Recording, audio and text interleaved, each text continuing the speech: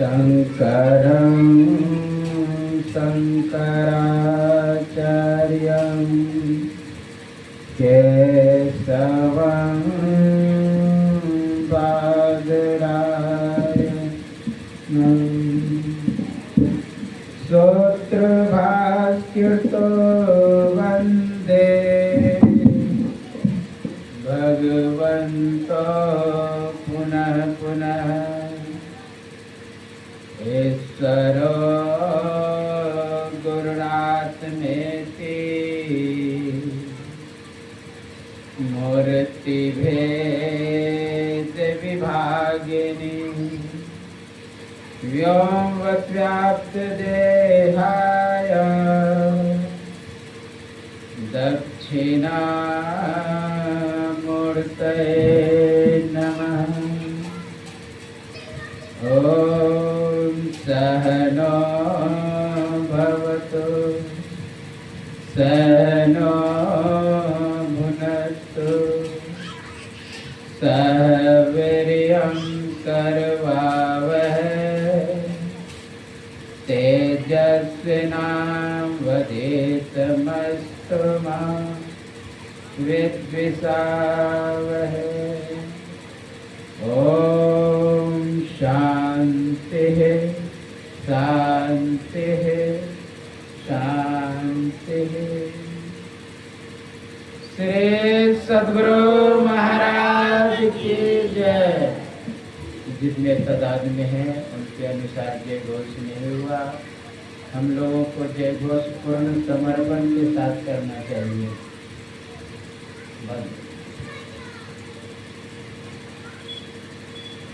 बोलिए श्री सद्गुरु महाराज की जय। जब तक समर्पण नहीं होगा तब तक भगवान की कृपा नहीं होती है। आप लोग जानते हैं जब तक अर्जुन कृष्ण के आगे समर्पित नहीं हुई, हरदी गुर्दी नहीं बोल गए, तब तक गीता का उपदेश नहीं दिया। जब महाभारत युद्ध होने वाला था, इसको बंद करके पंखा बंद कर। बोली श्री सद्गुरु महाराज की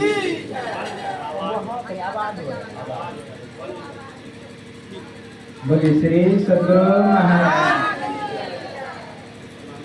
अर्जुन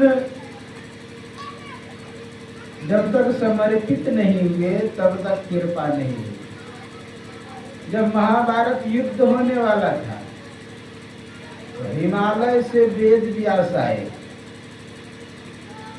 और कहते धृतराष्ट्र को अभी भी युद्ध को रोक दो। कहते अब इस स्थिति में पहुंच गया कि युद्ध रोकने से भी नहीं रुकेगा। कहा तब लो दिव्य दृष्टि, अपने कुल खानदान का नाश स्वयं देखो। कहा मैं जन्मांध हूं, मैं जन्मांध हूं। आवाज को ठीक करिए। मैं जन्मांध हूं अर्थात मैं पहचान करिए। ठीक होता कितना भाव होता है।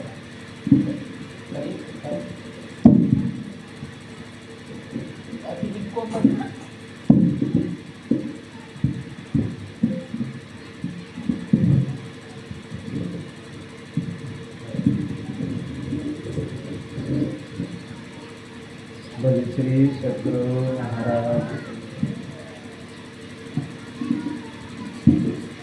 जन्मांध मैं पहचान भी नहीं पाऊंगा कि मेरा कौन है और पांडव कौन है। इसलिए यह दिव्य दृष्टि संजय को दे दीजिए ताकि युद्ध भूमि का हाल सुना सके। जब युद्ध होने वाला हुआ संजय से पूछते हैं, संजय बता युद्ध में क्या हो रहे हैं। धर्म क्षेत्रे कुरुक्षेत्रे समवेता सभा मामका पांडवा से वह किम कुर्वत संजय। हे संजय धर्मभूमि कुरुक्षेत्र में माम का अर्थात मेरा और पांडवश्चैव पांडव किम कुर्वत अर्थात क्या कर रहे हैं। तो देख करके संजय कह रहे हैं कि सैन्योर उभयोर मध्य रथम स्थाप्य मृत्युत, दोनों सेनाओं के बीच में मेरे रथ को ले चलिए, अर्जुन कह रहे, ताकि मैं देख सकूं कि किससे युद्ध करना है। तो सारथी का काम क्या होता है? रथी के आज्ञा का पालन करना। यहाँ रथी बने हुए अर्जुन, सारथी बने हैं कृष्ण। तो आज्ञा पालनार्थ रथ को दोनों सेनाओं के बीच में ले गए और कहा देखो तुम्हें किससे युद्ध करना है। ज्यों ही देखा ना, हाथ से धनुष गिर पड़ा, रोम हर्षष्ट जायते, सभी रोए कांपे और पीछे जाके बैठ गया, हे केशव मैं युद्ध नहीं करूंगा। ज्यों ही पीछे बैठे,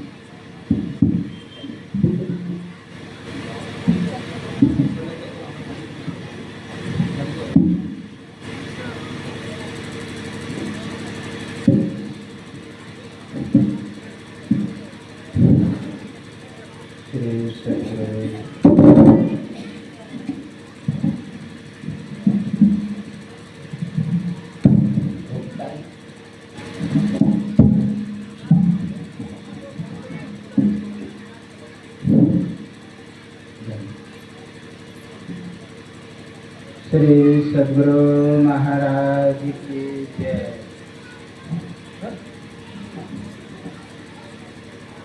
श्री सद्गुरु महाराज की जय। कहते हैं पीछे रथ में जाके बैठ गए और कहा एक केशव मैं युद्ध नहीं करूंगा। तो भगवान कृष्ण कहते कुतस्त्वाकस्मन्वितं विस्मय समुपस्थितम् अनार्जुष्टुमसर्ग्यम अकृति कर्मर्जुन। हे अर्जुन, असमय में तुम्हें मोह कहां से हो गया?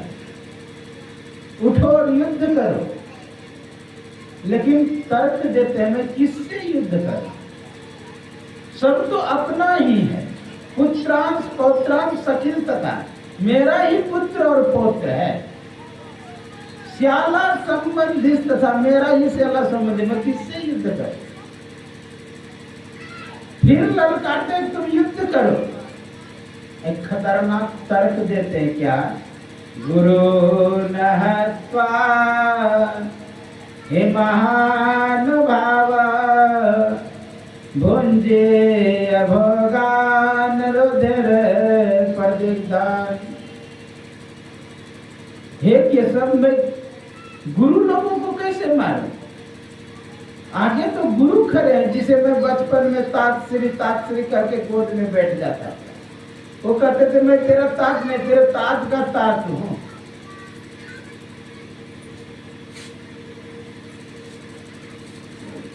मैं तेरे ताज का ताज हूं।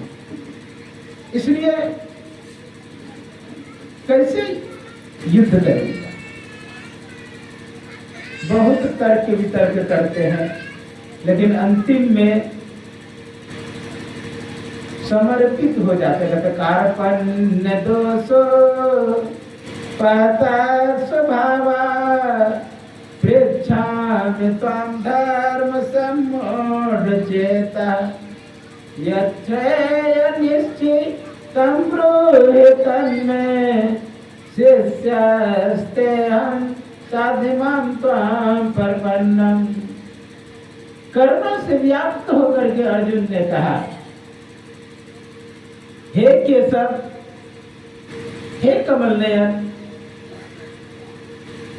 मैं आपका शिष्यत्व स्वीकार करता हूं। करुणा से व्याप्त शिष्यत्व स्वीकार करता हूं। मैं धर्म से मूढ़ हूं, मुझे पता नहीं कि मेरे लिए युद्ध करना ठीक है या ना करना ठीक है। मैं जीतूंगा कि ये लोग जीतेंगे, मैं हारूंगा कि ये लोग हारेंगे, मुझे पता नहीं। इसलिए समर्पित हो गए। शिष्यस्ते हम शादी मांग कम कर, अब अंतिम में समर्पित हुए। अर्थात हरदी गुरदी, आप लोग समझते हैं एक खेल होता है हरदी गुरदी का,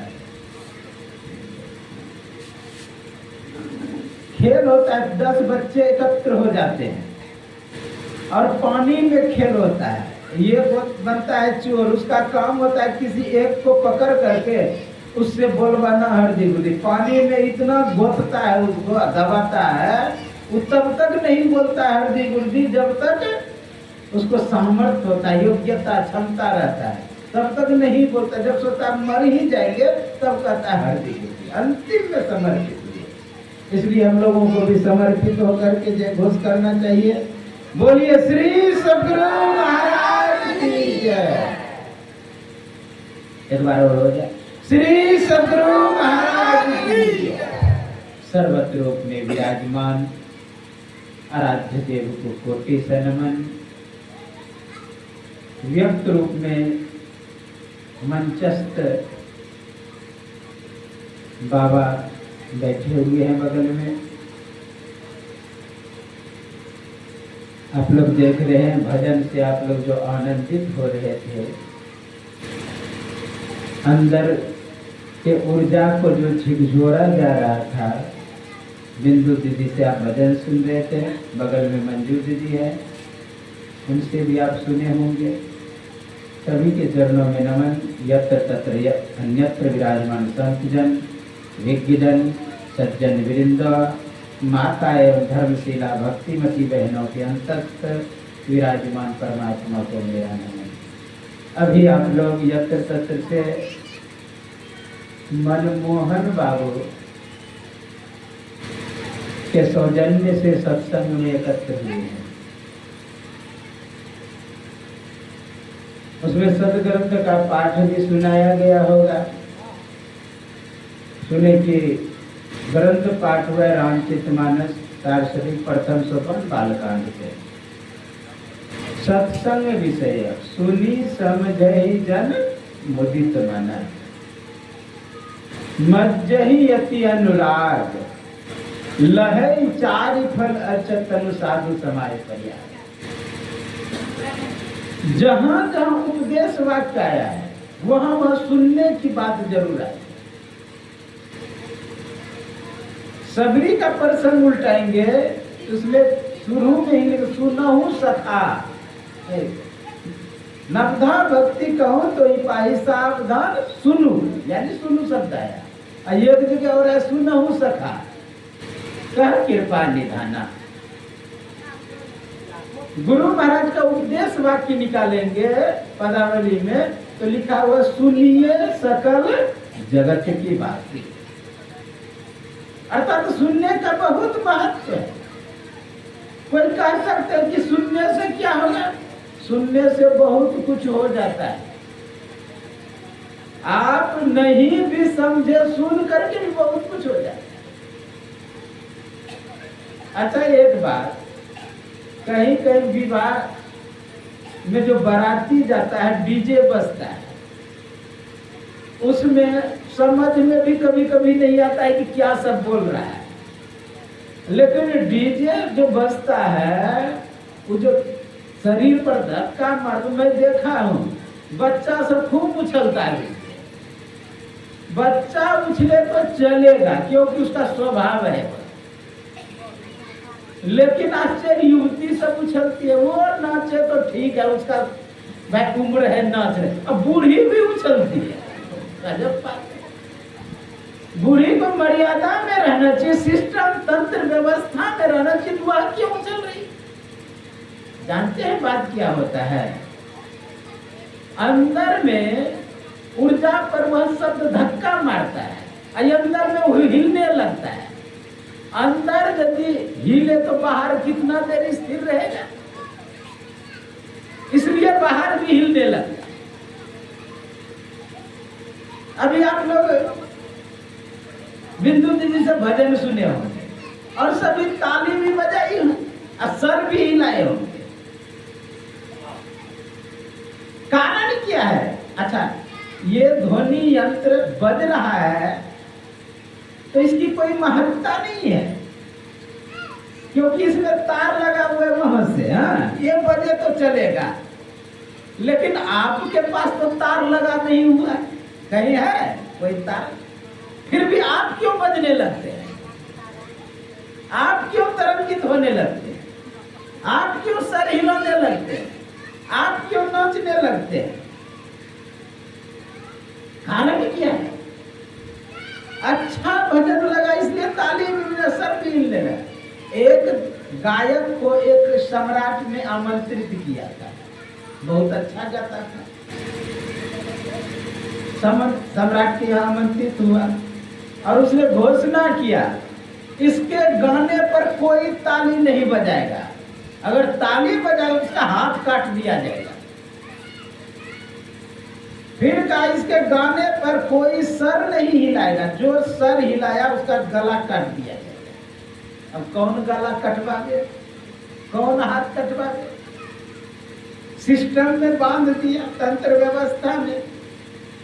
गायक को कहा गाना शुरू करिए। जब वो गाना शुरू किया ना, सब शरीर को सीधा करके बैठा, कहीं हाथ हिल ना जाए। सब सर तान करके बैठा, कहीं सर ना हिल जाए। कौन सर कटवा? ज्यों ही गाना शुरू किया, अच्छा धुन आया, भूल गया कि राजा क्या बोल, सबका हाथ भी हिलने लगा, सर भी हिलने लगा।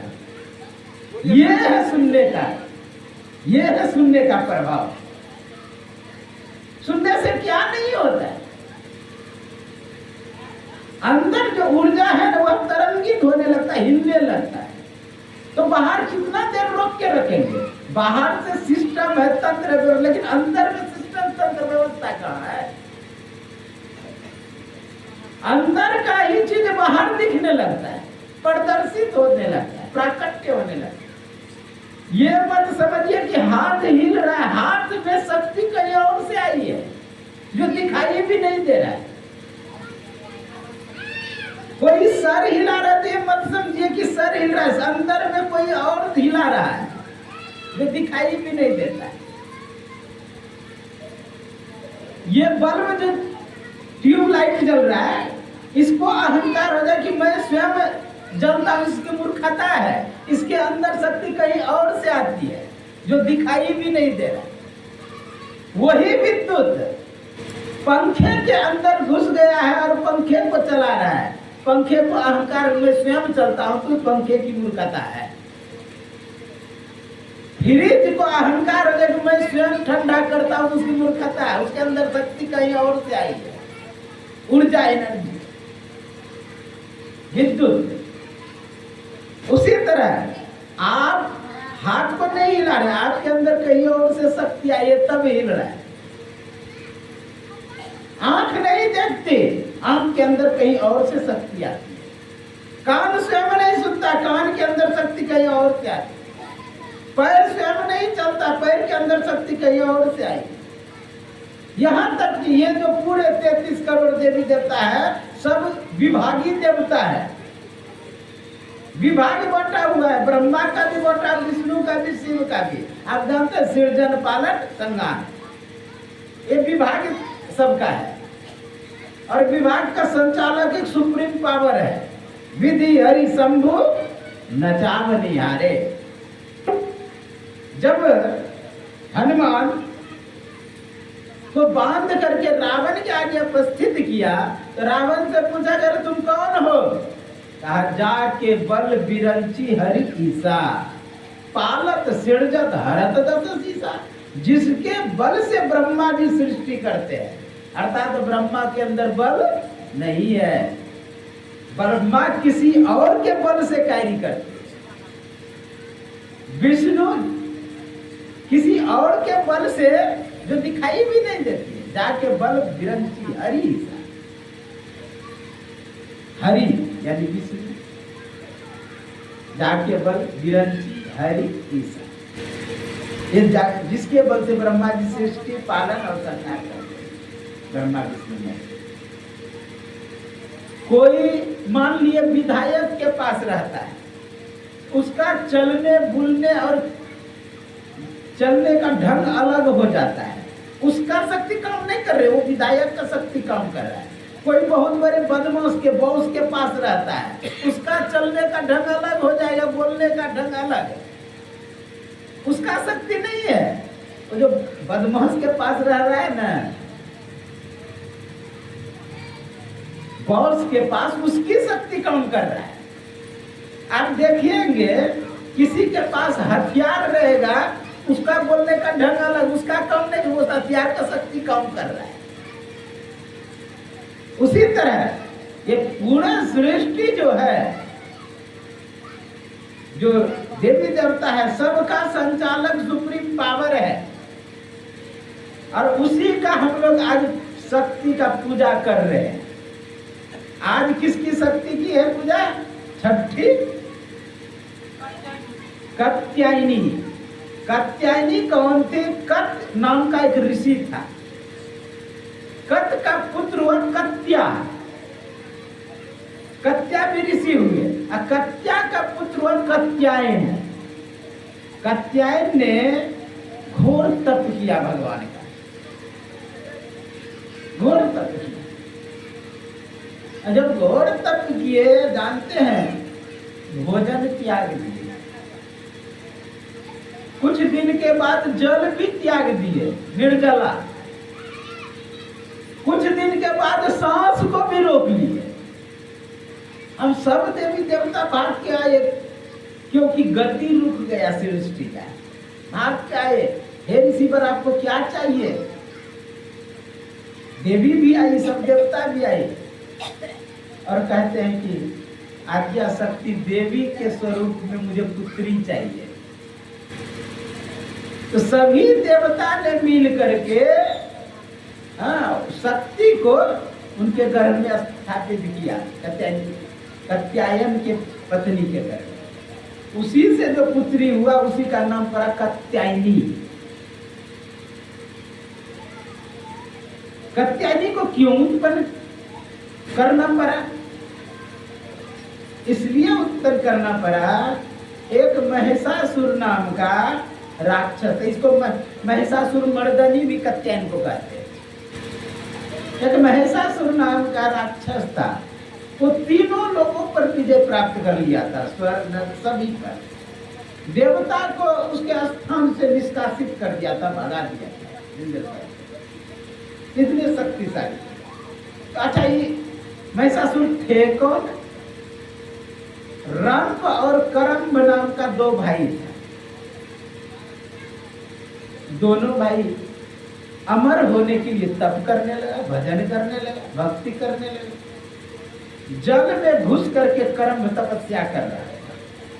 इंद्र को यह बात पता चली। इंद्र को यह पता चले कि इंद्रासन पाने के लिए, तीनों लोक पर विजय प्राप्त करने के लिए ये तप कर रहे हैं, ये तप कर रहे हैं। इसलिए ना रहेगी बांस ना बाजेगी बांसुरी, इसको तप सफल ही नहीं होने देंगे। तो क्या किया? मगरमच्छ बन गया इंद्र, जाके पानी में घुस करके करम्भ को मार डाला। अब बता, रंभ कौन है? जानते हैं? पहले उसका पुत्र है रंभा। आप अप्सरा का नाम सुने होंगे। रंभा से पहले उत्पन्न हुई, तो उसी से रंभ है, रंभा से जो उत्पन्न रंभ। और रंभ किसको कहते हैं? रंभ जानते हैं? जो भैंस के तरह आवाज निकाले। आप लोग सुने होंगे, भैंस के जब गरजता है तो रंभ बाहर आइए गई भैंस, नहीं ऐसा बोला जाता है, रंभ। तो रंभ नाम का जो राक्षस था वो भी घोर तप किया ब्रह्मा का। ओम ब्रह्मदेवाय नमः, ओम ब्रह्मदेवाय, घोर तप। तप से प्रसन्न हो गए ब्रह्मा जी और कहते हैं कि मांगो तुम्हें क्या चाहिए, तुम्हारी मुराद को मैं आबाद कर दूंगा, तुम्हारी इच्छा की मैं पूर्ति कर दूंगा, तुम बताओ तो सही। तब कहते हैं कि मुझे पुत्र चाहिए, ऐसा शक्तिशाली पुत्र चाहिए जो तीनों लोक विजयी हो, तीनों लोक विजयी, ऐसा पुत्र चाहिए। पहले तो अमरता का वरदान मांगा, कहा नहीं ऐसा नहीं होता है, ये जो सिस्टम तंत्र व्यवस्था बनाया है, जातो ध्रुवस्य मृत्यु ध्रुवो जन्म मृतस्य च, जिसका जन्म हुआ उसकी मृत्यु निश्चित है, इसलिए यह वरदान नहीं दे सकते। कहा दूसरा वरदान, दूसरा वरदान। एक बार जोर से जय घोष करेंगे, बोलिए श्री सद्गुरु महाराज की। तो रंभ कहते कैसे पुत्र होगा? तब कहते हैं तुम्हारी भी आसक्ति जिसमें हो जाएगी, हाँ, उससे जो पुत्र होगा वह शक्तिशाली होगा। तो जा रहे थे से भैंस नजर आ गई, तो भैंस में ही आसक्ति हो गई, किसका? रंभ का। भैंस होता है, भैंस जानते जानता, उसी में आसक्ति हो गया, उसी से प्रेम हुआ, विवाह हुआ। विवाह जब हुआ तो उस भैंसी को देख करके, एक भैंस रूप में ही राक्षस थे, वो उस पे आसक्त हो गई, दोनों में लड़ाई होने लगा, रंभ और राक्षस, दोनों में भयंकर युद्ध हुआ और रंभ भी मारा चला गया। जब रंभ मर गया तब जाके उसकी पत्नी जो थी भैंस थी, तो महिषी, तो उसने सोचा कि पति को जलाना चाहिए, तो लकड़ी पुड़ी ला करके जलाने लगा। आप लोग जानते हैं सनातन धर्म में पतिव्रत धर्म का बहुत महत्व है। जग पतिव्रता चारि विधि है, पतिव्रता धर्म बहुत अच्छा बताया है हमारे शास्त्रों में, आप लोग सुने होंगे। अमित दानी भरता वैदेही अधम ते नारी सेवना। अमित दानी, अमित सुख को देने वाले, और स्त्रियों के लिए वही है, एक ही धर्म, एक व्रत नेमा, काया वचन मन पति पद प्रेमा। एक ही धर्म उसके लिए, कोई दूसरा धर्म नहीं, एक ही व्रत है। माता जी इधर देखिए आगे बैठते हैं, बोले श्री सद्गुरु महाराज की। तो एक ही धर्म और एक ही व्रत, एक ही नियम, क्या? मन वचन कर्म से पतिपद लेना। और उसके लिए कोई जरूरत नहीं है,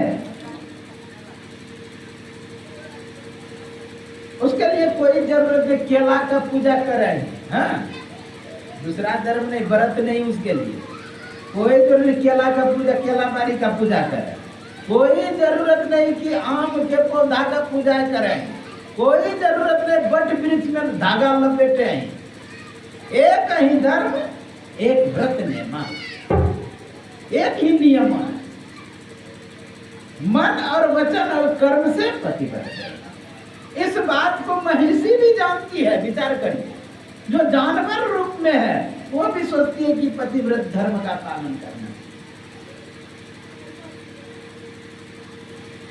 वो सोचती है मैं सतीत्व हो जाती है, जहां तक उसी अग्नि में वो भी छलांग लगा, क्योंकि भगवान कृष्ण ने भी कहा कि दुर्लभ हो, दुर्शीलो दुर्भगो दुर्मत, तो कैसो भी पति हो, वैसा अपमान नहीं करना चाहिए।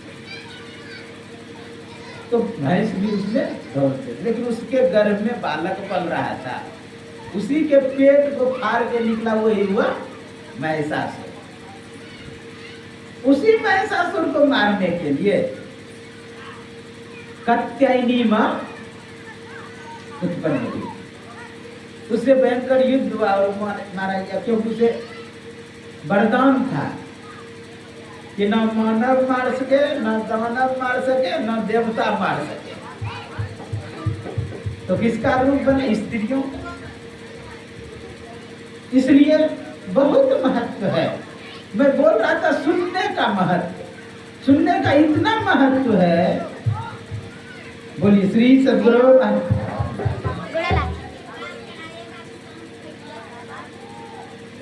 तो हम कह रहे थे सुनी समझे, सुनने का बहुत महत्व है। जो ही सुनेंगे नहीं तो समझेंगे क्या, समझेंगे नहीं तो करेंगे क्या, करेंगे नहीं तो पाएंगे क्या। सुनते हैं किस लिए? समझने के लिए। समझते हैं किस लिए? पाने के लिए। अब पाते हैं किस लिए? कहने का भाव आप सुने,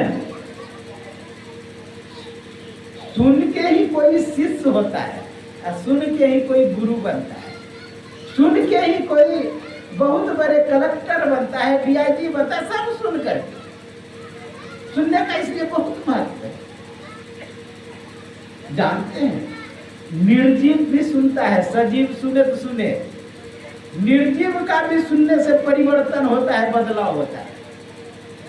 ये वृक्ष जो है, वृक्षों में भी प्राण होता है, वृक्ष भी सुनता है। वृक्ष में वो शक्ति होता है। जितने आयुर्वेद के आचार्य हुए सबने कहा कि वृक्ष सुनता है, सबने कहा वृक्ष सुनता है। चाहे निघंटू हो कि चरक हो कि लुकमान हो।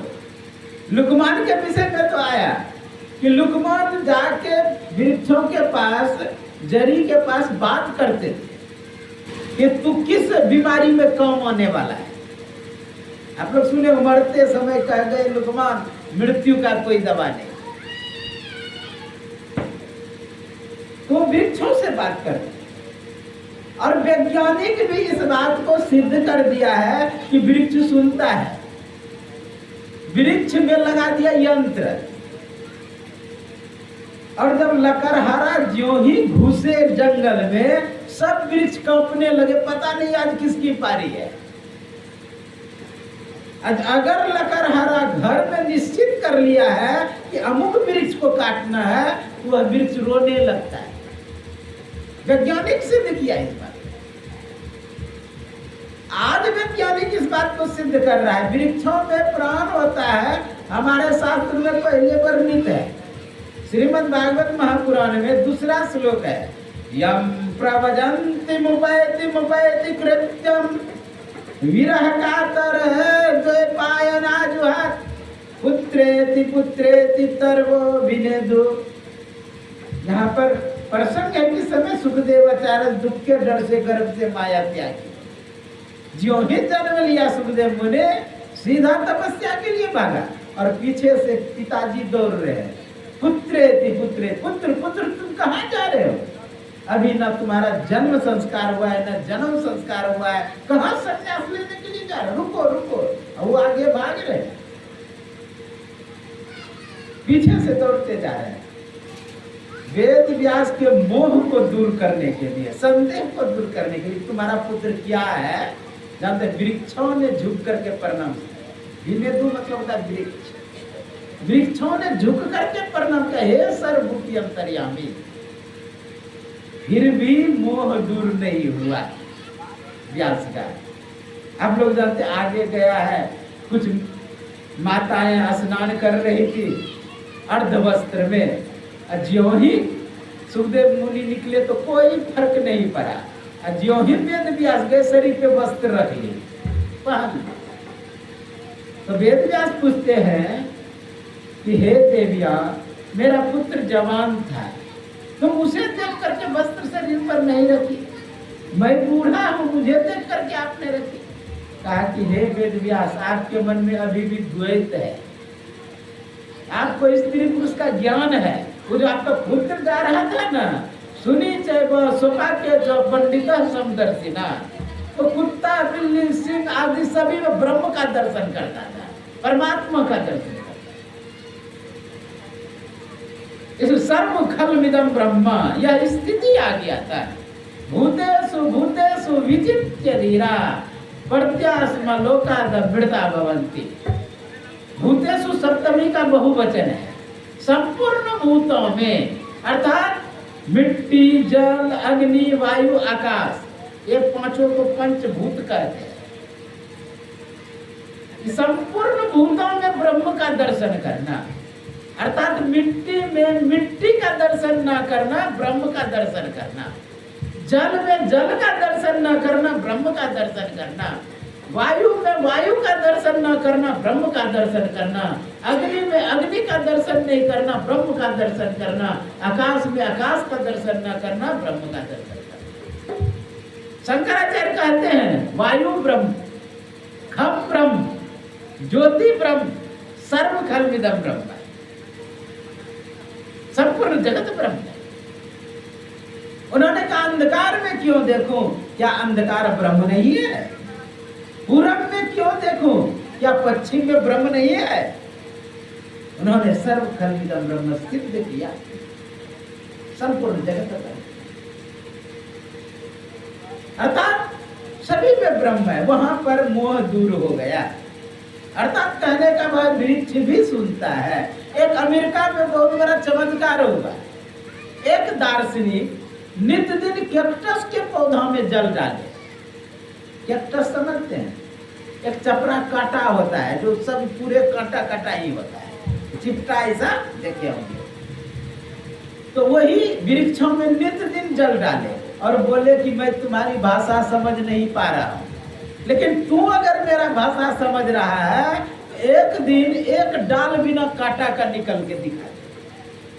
एक दिन नहीं, 2 दिन नहीं, 3 दिन नहीं, 1 महीना नहीं, 2 महीना, 1 साल नहीं, 2 साल नहीं, पूरे 7 साल तक पानी डालते हैं। रोज कहते रहा उसको। एक दिन एक डाल बिना कांटा का निकल गया। पूरे अमेरिका में चमत्कार, पेपर में छप। आपको सुनाने से प्रभाव पड़ता है, परिवर्तन होता है, बदलाव होता है। आप एक शब्द सुने होंगे, कीट न जाने भृंग को कर ले आप समान। सुनाते सुनाते क्या किया, अपने जैसा बना लिया। ये जानते हैं क्या है? एक प्रकार का हिप्नोटाइज है। हिप्नोटाइज समझते? सम्मोहन। बार बार सुनाते। ये LIC वाला सब जो है ना, हाँ, आपके पास आएगा, जब बार बार कहेगा आप कराइए, आप नहीं कराइए, कराते कराते कहते कहते आपको एक ना एक दिन लगता है करा ले। वो क्या किया, आपको हिप्नोटाइज कर लिया। पांडव को काशी की बड़ाई करते करते काशी जाने के लिए मजबूर कर दिया दुर्योधन ने। वहां लक्षागिरी में उसको रख दिया। आप जानते हैं, यानी जिस चीज की बड़ाई किया वो अच्छा है या घटिया है उससे मतलब नहीं है। जिसका प्रचार होता है, जैसे लैक्स लैक्स लैक्स बार बार प्रचार हो रहा है। साबुन घटिया है या अच्छा है उससे मतलब नहीं है। आपको जो बार बार सुनाया गया, आप दुकान पे जाएंगे ना, कहेंगे साबुन के कौन भाई, लैक्स, क्योंकि बार बार सुने हैं उसको।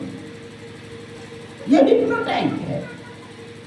तो बार बार सुनाने से क्या होता है, अच्छा कोई व्यक्ति अच्छा है, उसको आप जाके कहिएगा आप बीमार दिख रहे हैं, 10 आदमी कहने लगे बीमार दिख रहे हैं, वैसे भी बीमार पड़ जाएगा, नहीं भी बीमार रहेगा।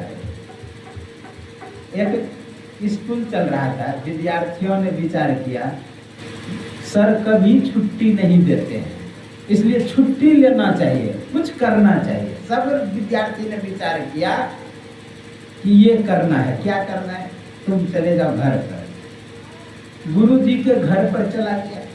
अब वो संभल रहे थे स्कूल जाने के लिए। विद्यार्थी जाके प्रणाम किया, कहा गुरु जी ये संभल करके कहाँ जा रहे हैं? कहा कि स्कूल नहीं जाना, चलो पढ़ने के लिए।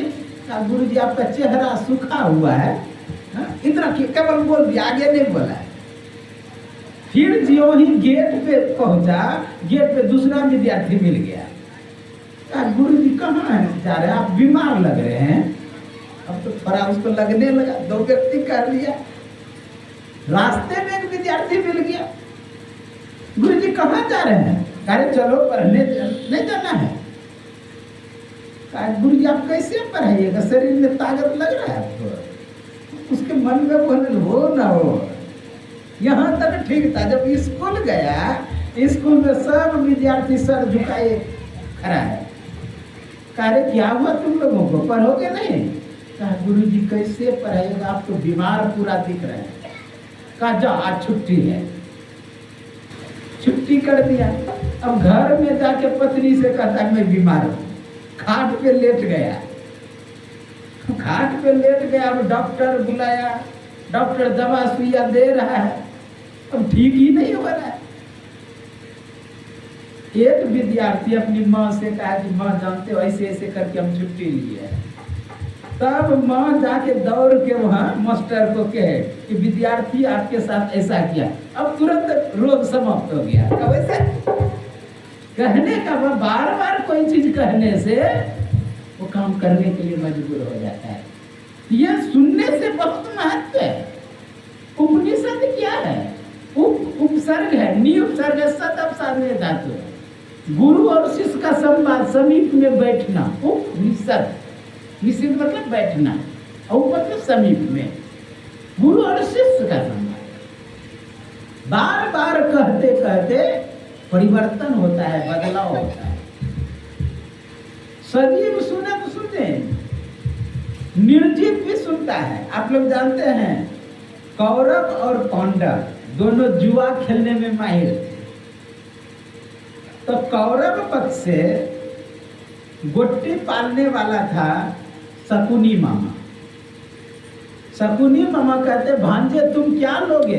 कहा कि मैं 5 लूंगा। कहा 5 ही होगा, क्योंकि गोटी मेरा बात सुनता है, कोई जादू टोना नहीं।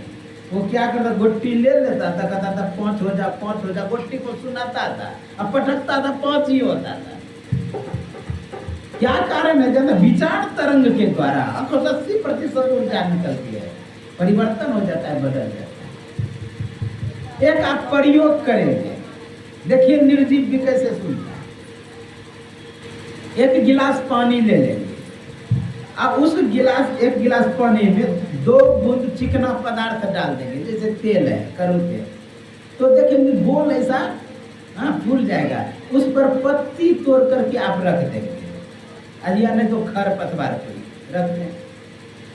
बंद कमरा हो तो अति उत्तम, मतलब शीशा का कमरा हो, हवा का झोंका न लगे। अब उसको एक टक से देखिए, 12 अंगुल से एक टक देखते देखते उसको कहिए बाएं घूम तो बाएं घूमेगा, दाएं घूम तो दाएं घूमेगा। एक निर्जीव भी सुनता है। हिप्नोटिज्म के पुस्तक में है, आप अगर सामने, आप लोग करेंगे नहीं, मैं केवल जानकारी के लिए बता देता हूँ। प्रयोग है, आंख खराब होने की चांस रहता है, वो करना नहीं है। जैसे सुबह का सूर्य है, उगता हुआ सूर्य सुबह का 1 सेकंड हम देखें पहले, फिर 2 सेकंड देखें, फिर 3 सेकंड देखें, आज 1 सेकंड देखें, कल 2 सेकंड, कल परसों 3 सेकंड। ऐसे करते करते जिस दिन आप 7 मिनट सूर्य को देख लेंगे ना, इतनी शक्ति आप में आ जाएगा, किसी को क्रोध से देखेंगे तो गिर जाएगा। इतनी शक्ति आपकी आंखों में है, 80% और जानते हैं, चींटी को देखते हुए, कुत्ता को देखते हुए कहेंगे आप बायां चल तो चलेगा, हिप्नोटाइज हो जाएगा वो। कहने का भाव क्या है कि बार बार कहने से परिवर्तन होता है, बदलाव होता है। तो सुनने का बहुत महत्व है। इसलिए कहा सुनी समझे जन्म उदित माना। सुनिए, एक अनाथालय में रिसर्च हुआ, खोज। 100 बच्चे को दूसरे तरफ दे दिया और 100 बच्चे को दूसरे तरफ। एक तरफ बच्चे के पास जाकर के बोले, डांट लगावे, गाली दे, कुछ ऐसा शब्द प्रयोग करे। एक तरफ कहे कि तुम अच्छा हो, यानी प्रेम दे। कुछ ही दिन के बाद जिस तरफ बच्चे को गाली दिया जाता है वो बच्चा कमजोर हो गया पढ़ने लिखने में, और जिधर बड़ाई करता था उधर अच्छा पढ़ने में हो। एक और प्रैक्टिकल किया एक रिसर्च सेंटर में। क्या किया, एक पौधा लगाया गमले में, जो मिट्टी पहले गमला में दिया दूसरे गमला में भी वही मिट्टी दिया। जितना पहले गमले में मिट्टी दिया 1 किलो या 2 किलो, दूसरे गमले में भी उतना ही मिट्टी दिया। जितना पानी इसमें दे उतना ही नाप के उसमें भी दे, जितना खाद इसमें दे उतना ही उसमें भी, सूर्य का प्रकाश जितना इसमें लगने दे उतना है उसमें, दोनों में बराबर। लेकिन एक अंतर करे वो करने वाला, क्या? एक वृक्ष के पास बोले जाके तुम बढ़ेगा नहीं, तुम फलेगा नहीं, तुम फूलेगा नहीं, रोज जाकर के उसको कहे। एक वृक्ष के पास जाकर के कहे पौधा के पास तुम बढ़ेगा, तू फलेगा और तू फलेगा। अब रोज कहे जाकर के, आश्चर्य हुआ। जिसके पास कहे तू बढ़ेगा नहीं, फलेगा नहीं, फूला, वो सही में बड़ा फला फूला, और दूसरा वृक्ष बड़ा फला फूला। इसलिए सुनने का तो बहुत महत्व है। आप सुने तो सही, सुन समझे किस लिए का सुनिए, सकल जगत की वासी सभी को कह रहे सुनिए। सबरी को भगवान राम कह रहे सुनिए नहीं, सावधान होकर, सावधान सुनो, धर्म मन मानी, सावधान होकर। सावधान किसको कहते हैं? जो फौज में गया होगा उसको पता होगा, एनसीसी में जो गया होगा उसको पता होगा। हाँ, सावधान मतलब पूरा सजग,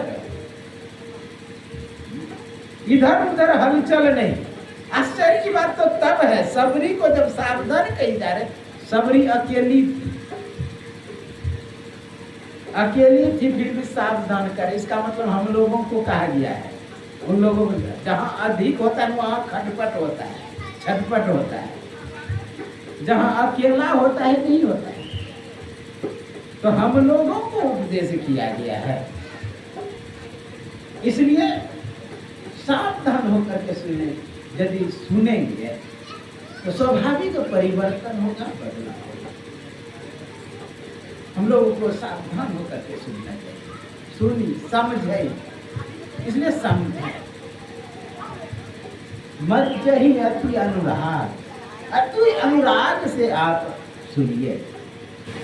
बोलिए श्री सद्गुरु महाराज की जय। बोलिए श्री सद्गुरु महाराज की जय, श्री सद्गुरु महाराज की जय, श्री सद्गुरु महाराज की जय। तो सुनिए, पहले कहीं भी जाइए गौर से सुनिए। सुन लेंगे तो धीरे धीरे समझ लेंगे, और समझ लेंगे तो धीरे धीरे करने लगेंगे, और करने के बाद क्या होता है? पाना, यानी फल। इसलिए का सुनी समझे ही जन्म जित मन, मज्जे ही अति अनुराग, लहे चारि फल अच्युत तनि। क्या मिल जाएगा आपको? 4 फल। सुनी समझे जन्म जित मन, मज्जे ही लहे ही 4 फल, अच्युत तनु साधु समाज प्रयाग। प्रयाग में जो नहाने का फल है वह सब मिल जाएगा, अर्थ धर्म काम मोक्ष। अर्थ किसको कहते हैं? आप लोग जानते हैं, धन संपत्ति को। लेकिन अगर सूक्ष्म रूप में अर्थ लगाएंगे तो आंखों का अर्थ है रूप, कानों का अर्थ है शब्द, नासिका का अर्थ है गंध, जिह्वा का अर्थ है स्वाद। यहाँ पर कह रहे क्या? लहे 4 फल, चारों फल मिल जाएगा। लहे 4 फल अच्युत तनु साधु समाज प्रयाग। अर्थ धर्म काम मोक्ष। अर्थ यानी कुछ भी चाहना हो, चाहना, यहाँ ले लीजिए। अर्थ मतलब कुछ भी चाह रहे हैं वो उपलब्ध हो जाएगा आपको। किससे? साधु संग से, सुनने से, समझने से, करने से, पाने में, ये चारों मिल जाए। धर्म, धर्म भी आपके अंदर आ जाए, कामना, मोक्ष भी हो जाए। इसलिए कहा कि सुनिए। यस, कहा कि आगे बहुत सुंदर शब्द आया कि साधु संग करेंगे तो क्या क्या परिवर्तन होगा, बदलाव होगा। वाल्मीकि नारद घटी होनी, निज मुखानी कहनी जोनी। वाल्मीकि, देखिए सत्संग वास्तविक में है क्या? सत्संग से होता क्या? सत्संग से होता है परिवर्तन, बदलाव। अभी सुन रहे थे बाबा, परिवर्तन होता है। तो परिवर्तन किसका हुआ सत्संग से? सठ सुधरई सत्संग की पाए। उदाहरण दिया, पारस परसी उधातु। पारस परसी उधातु, यानी लोहा अगर पारस में छुआ जाता है तो वह सोना हो जाता है। अच्छा, एक बित्ता दूर रखेंगे तो क्या लोहा सोना होगा? चार अंगुल दूर रखेंगे फिर भी नहीं, 2 अंगुल दूर फिर भी नहीं रहे, 1 अंगुल दूर फिर भी नहीं होगा, सटा देंगे फिर भी नहीं होगा। क्यों जानते हैं? अगर जंग लगा हो तो लोहे में। लेकिन दूर से देखने के बाद लोगों को लगता है कि लोहा में छुआया चला गया पारस, अब फिर भी परिवर्तन नहीं हुआ, बदलाव हुआ। हम लोग तो सोचते हैं कि सत्संगी हो गए, पता नहीं जंग है क्या है। सब जानते हैं कि सत्संगी बन गए हैं, लेकिन परिवर्तन, बदलाव नहीं देखने को मिल रहा है। तो हो ना हो अंदर में जंग हो, पूरा करकट हो, गंदगियां हो। दर्शन देखने चाहिए तो दर्पण मांझत रही, दर्पण में लागी काई तो दर्द कहां से पाई। दिल का हुजरा साफ कर जाना को आने के लिए, ध्यान गैरों का उठा उसको बिठाने के लिए। तो हम लोग यदि परिवर्तन चाहते हैं, बदलाव चाहते हैं, तो हम लोगों को उस जंग को झाड़ना होगा। मन में जो कूड़ा करकट गंदगियां रहा है उसको निकालना होगा, तभी परिवर्तन हो सकता है। भले बाहर से लग रहा है कि हम सत्संगी हो गए, सत्संग करते हैं,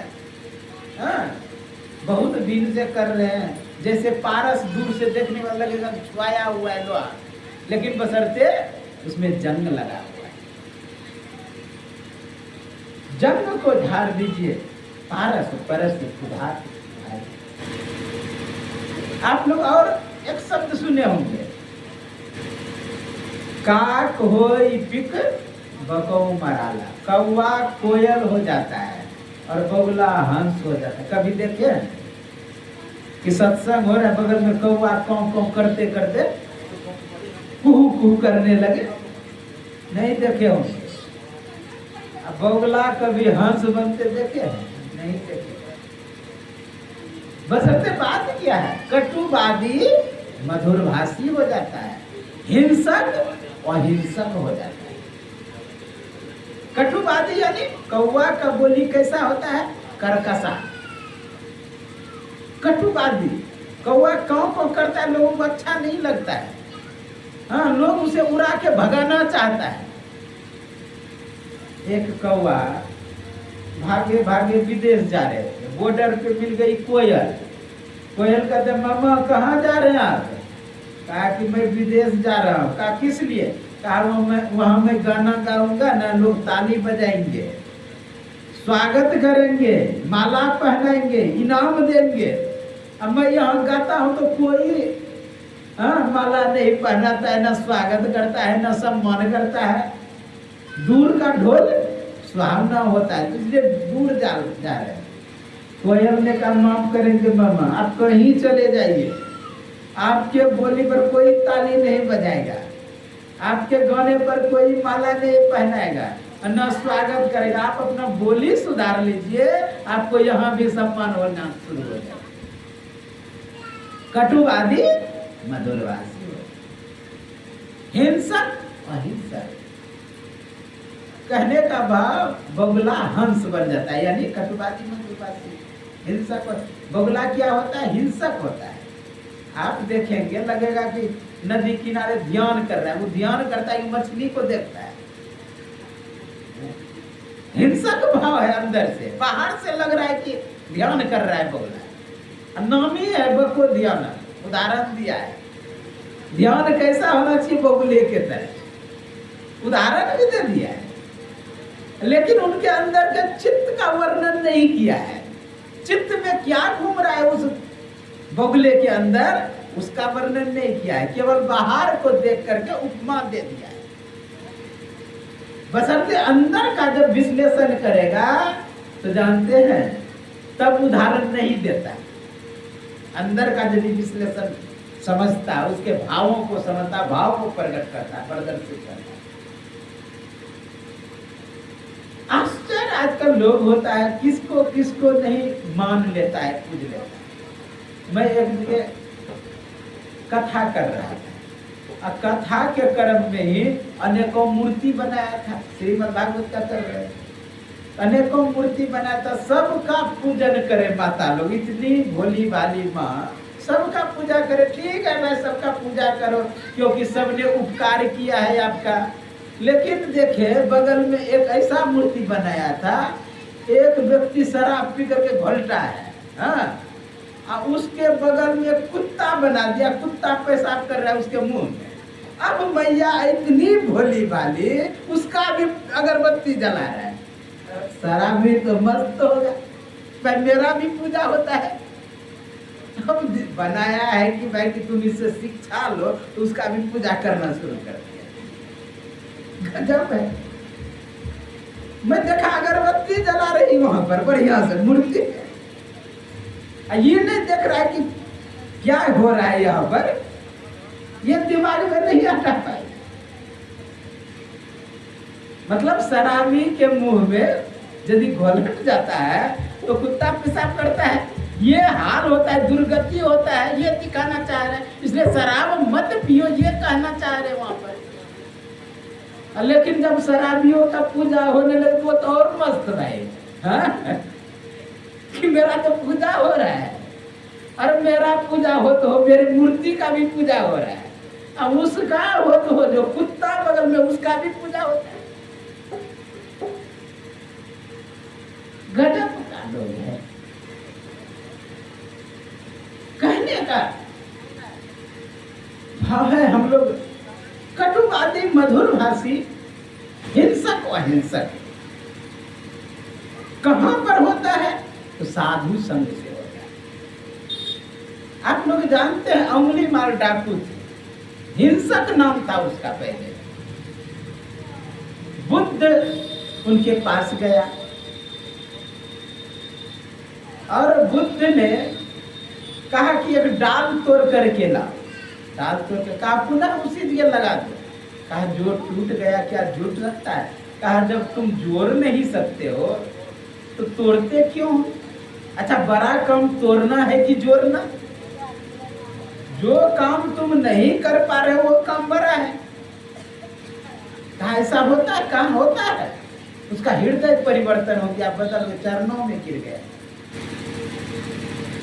दीक्षा दिया, शिष्य बनाया और उसी गांव में भेजने लगा भिक्षा मांगने के लिए, जिस गांव के माताओं को विधवा बनाया था उंगली मार। उसी गांव में भेजने लगे जिस गांव के बच्चे को अनाथ किया था।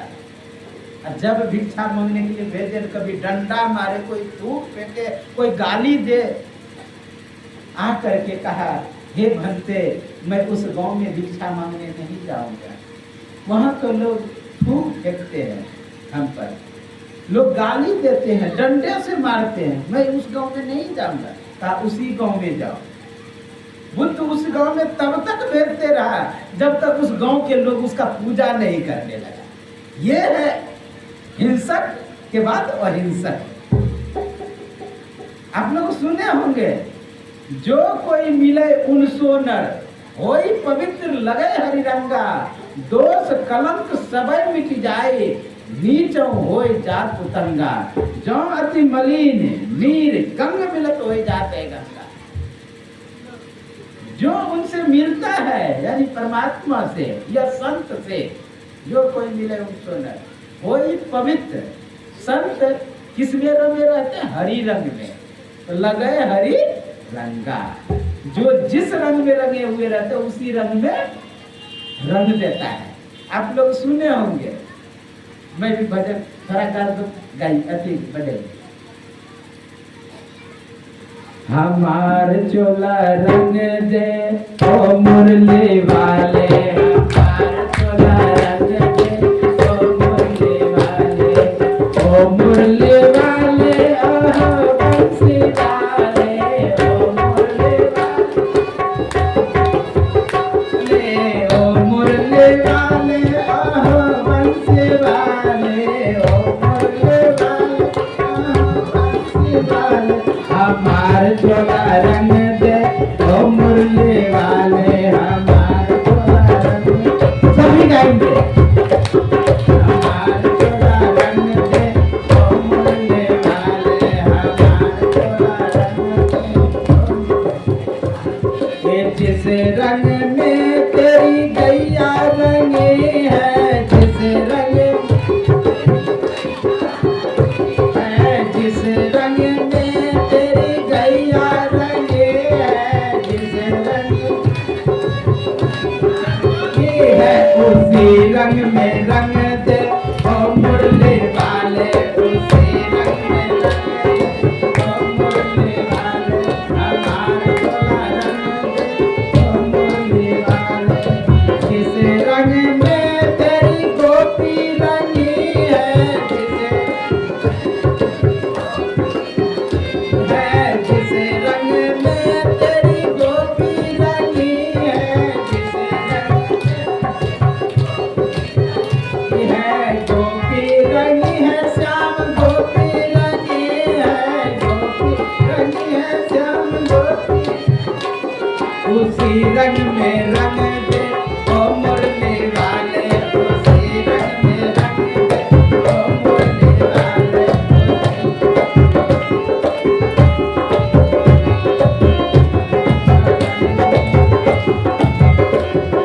जिस रंग में तेरा नारद रंगा है, जिस रंग में तेरा नारद रंगा, जिस रंग में तेरा नारद रंगा है, जिस रंग में तेरा नारद रंगा है, उसी रंग में रंग दे ओ मुरली वाले, उसी रंग में ओ मुरली वाले, उसी रंग में जिस रंग में तेरी मीरा रंगी है, जिस रंग में तेरी मीरा, जिस रंग में तेरी मीरा रंगी है, उसी रंग में रंग दे ओ मुरली वाले, उसी रंग में रंग दे ओ मुरली वाले, हमार चोला रंग दे ओ मुरली वाले, हमार चोला रंग दे ओ मुरली वाले। बोले सद्गुरु भगवान की जय। जो जिस रंग में रंगे हुए रहते हैं उसी रंग में रंग देते हैं। तो संत किस रंग में रंगे रहते हैं? हरि के रंग में। तो दूसरे को भी उसी रंग में रंगना चाहता है। चैतन्य महाप्रभु के अंदर इतनी भक्ति का तरंग बह रहा था अंदर में कि कोई उसके संग लग जाए ना, शरीर में टच हो जाए तो वो भी नाचने लगते। एक बार जा रहे थे नवद्वीप के लिए, जब जा रहे थे नवद्वीप से वृंदावन की ओर, तो रास्ते में एक देखता है धोबी और धोबी दोनों लड़ रही है। जाके चैतन्य महाप्रभु कहता है क्यों लड़ते हो, भगवान का भजन करो। तो धोबी कहता है कि भगवान मुझे खाने देगा, हम भगवान का नाम लेंगे। क्यों लेंगे भगवान का नाम? अब क्या हुआ दोनों पति पत्नी लग गए। रोकने के लिए चैतन्य महाप्रभु धोबी को पकड़ लिया। ज्यों ही धोबी को पकड़ा ना, जानते हैं वो क्या, नाचने लगा।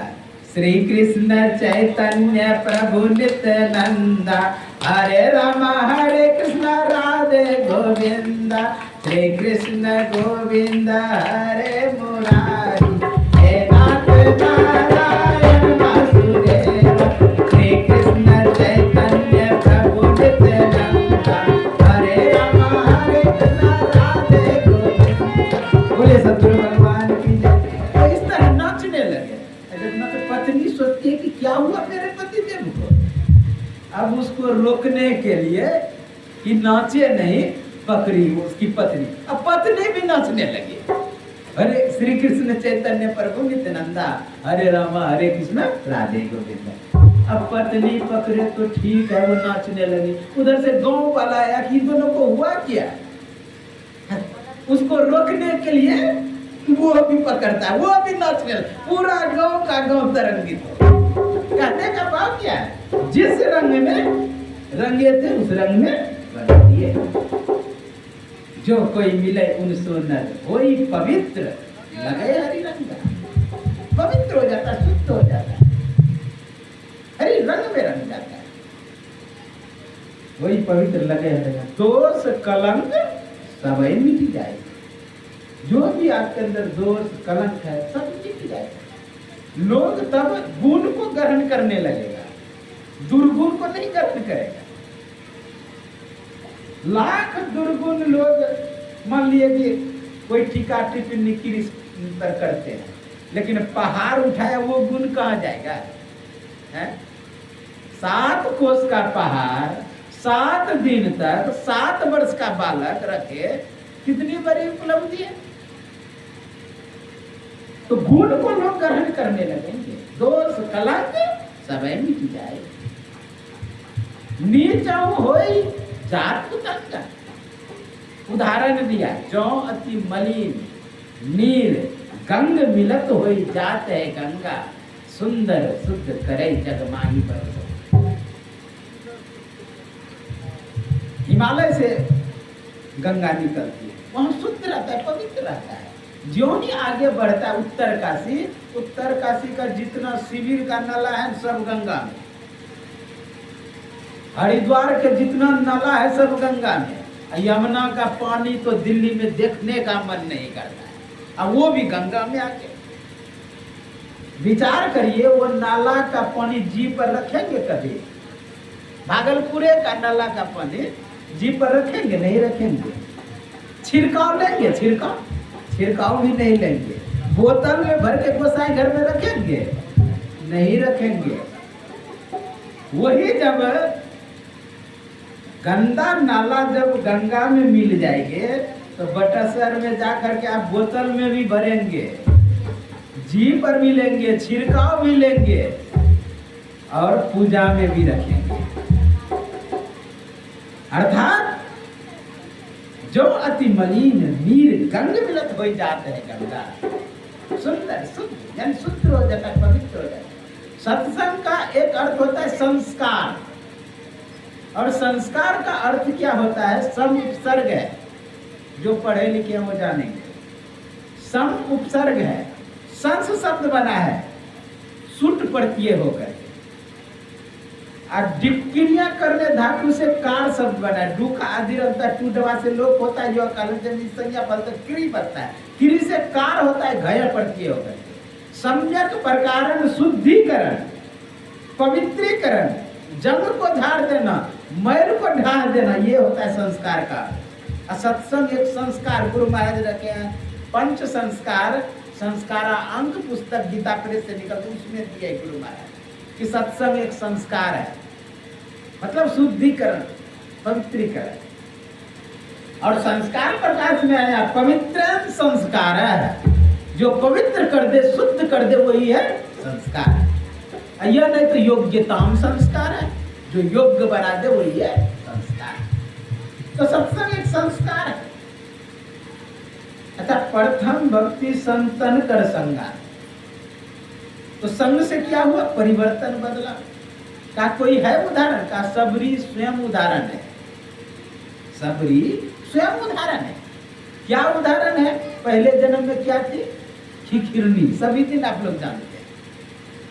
एक ही बार में प्रमोशन हो गया उसका। एक ही बार में क्या प्रमोशन हुआ? राजा के घर में जन्मी, रानी बन गई।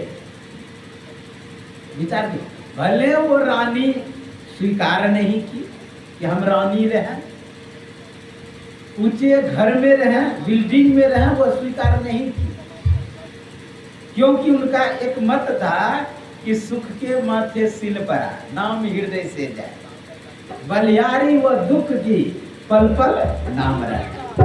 यह सबरी की भावना है। क्योंकि उसके पास जब संत आए ना, सेवा सत्कार किए, तो कहा कि सबरी तुम्हें क्या चाहिए? कहा कि मुझे देना ही चाहिए, कुरूप बना दीजिए, मुझे देना ही चाहिए, तो धनहीन कर दीजिए।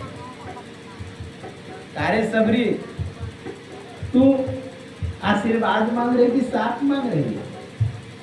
बोलिए श्री सद्गुरु महाराज की जय। और थोड़ा आधा घंटा से कम बोलूंगा, क्या कि आप लोग 4 बजे शायद बैठे हैं, सुने हैं कि 4 बजे शुरू हो गया। हाँ, तो थक भी जाता है लोग। तो कहने का भाव, सबरी का परिवर्तन हुआ, बदलाव स्वयं। अच्छा, वाल्मीकि नारद घटियो निज निज मुखनि कहे निधुन, अपने से होने का कथा कहे। सत्संग का क्या प्रभाव है? सत्संग का प्रभाव क्या है? अपने से होने की कह रहे। एक समय की बात है, नारद दासी पुत्र था। आप लोग जानते हैं, दासी के नारद, हिरणी से श्रृंगी ऋषि, अंडा से वृंदा सुखदेव जी का हाथ है, कोल्हंडू से वाल्मीकि, मत्स्यगंधा से व्यास, सुद्रिनी से भरद्वाज, महिमा लखात है।